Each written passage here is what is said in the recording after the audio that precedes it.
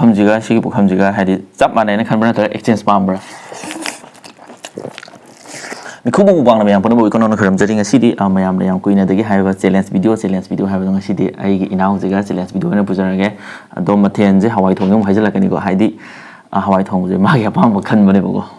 mani ko haidi kai nak da hawai haidi tawji ge nga sum hang bo da hawai thong ma je hawai thong bogi lover ne da hawai thong pam je na adu hawai thong boina purak bane bo ko ado bora mane singju mane ado shi pukham jiga haidi chap mane na khan bana ta exchange pam bra kamai da yare chap mane sidi chap mane exchange pam de chap mane sidi adum yare ko da yare haidi sum nungai na ba haite ko haidi mayam ga tang gi nungai na ba sum entertainment to we wani hoi soi lan gi yo zo ngakpi adu de matam ngam de bida sa ba khusla ga si challenge se adu video ready oi ba yare ko 1 2 3 da dum cha ji ko ready 1 2 3 yare ho yare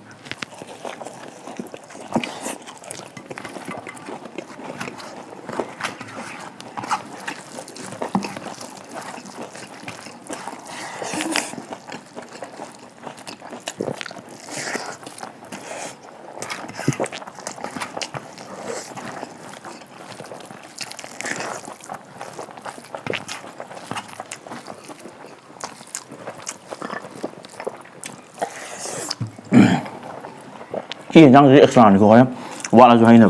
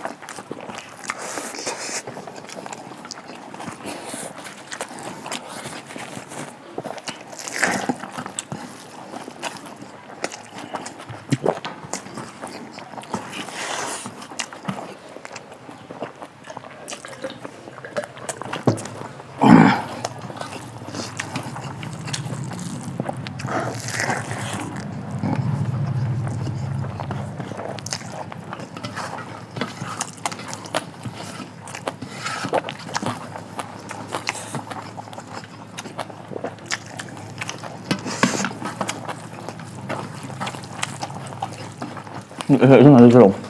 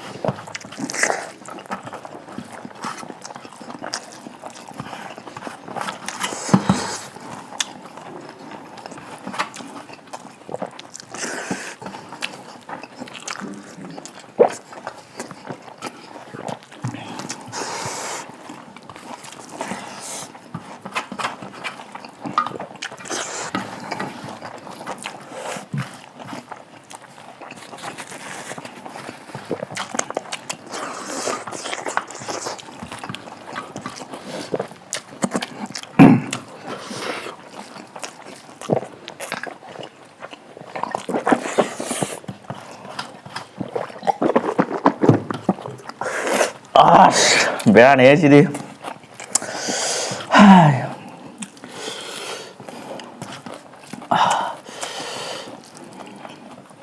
모로코 집도 잘해.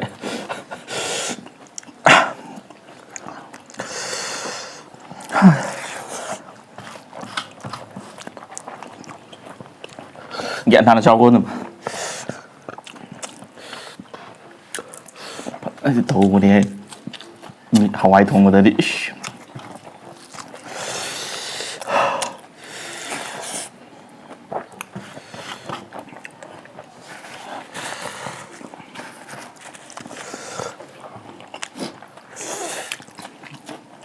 hầu thì hầu rồi mà hầu cũng không rồi vậy không nghe tao đang chủ món rồi ha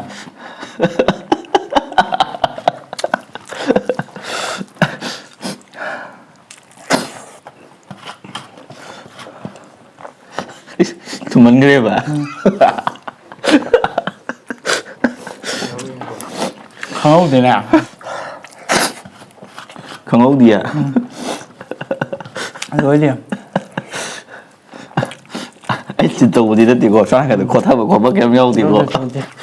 đấy bukan apa apa kalian lihat gue tam trò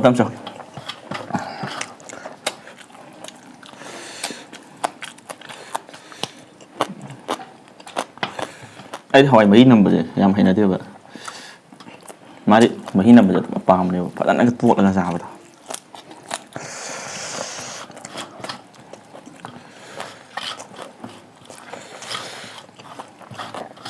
Chả sao single lemon berry.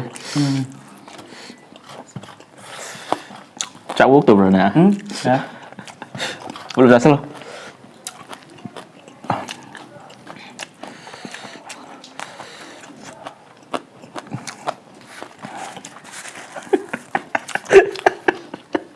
Không uống gì?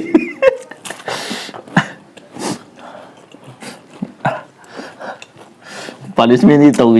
rồi. Hãy nhớ gì vậy đó. Vì hay nói gì thì sẽ hay đi punishment tù chạy ra tù rồi hay nói gì hay đi punishment tù tới đi mau cho smile tù rồi nó trả lại khai đi mà isang này sao thật dây rồi đó Thôi Hawaii đi tới đi ngầm đó hay đi sáng của mình sao rồi đi làm tập sơ nhiều mà Hawaii này đi mạnh phẩm rồi vì nhiều tham nó bị sửa chưa Hawaii kia là cái gì tham chẳng sai hay đi Hawaii gì ở đâu hay lắp pam rồi nuôi bún gì gì Hawaii đâu pam hay đi Hawaii buổi đi cả năm chỉ lâu thì nữa đấy thì đi hay đi min lệ vậy Hawaii thùng một giá số cái thùng một giá cái cái tàu bị đó là cái Hawaii thùng chúng mình muốn này thì có pam rồi khôi cho pam rồi tụ cá này nông là khôi cho Hawaii cái gì lấy cái Hawaii Ekok thà lấy cái gì lấy cái lối chơi là cái đó rồi khôi lấy nghe phải Hawaii cái gì này lấy gì chết lòng lắm cho lo một thằng đã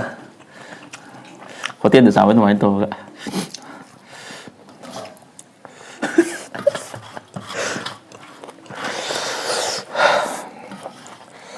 sum em nghe tấn sum ngoài đâu hay tại video để challenge video để tốc độ cho quý đều ạ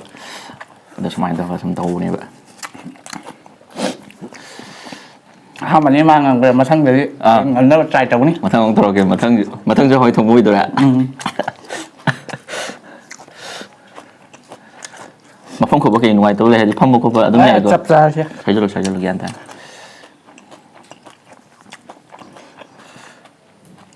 anh nghĩ chỉ ngồi một thực thì nè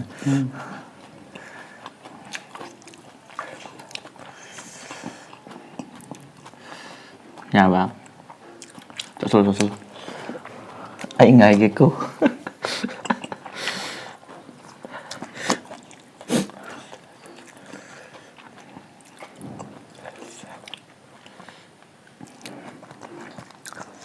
nhà vào tôi xin tôi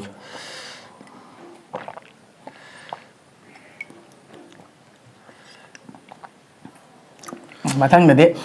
Hawaii cái nó có bỏ ra cái tàu rán đi xin chú giàu với gì à để anh em tập đấy ồ sao vậy tôi nên chú hay đấy mà tôi chỉ xin chú thấu đấy vậy giờ xôi cái này mà đúng nè ấy nó đang hàng này có hay giả với giả đồ không đã rồi tôi đi sao rồi mình đó mà thằng như lúc nào mà thằng video đó challenge video không bỏ ra cái đi video chơi mà thằng gì đó rồi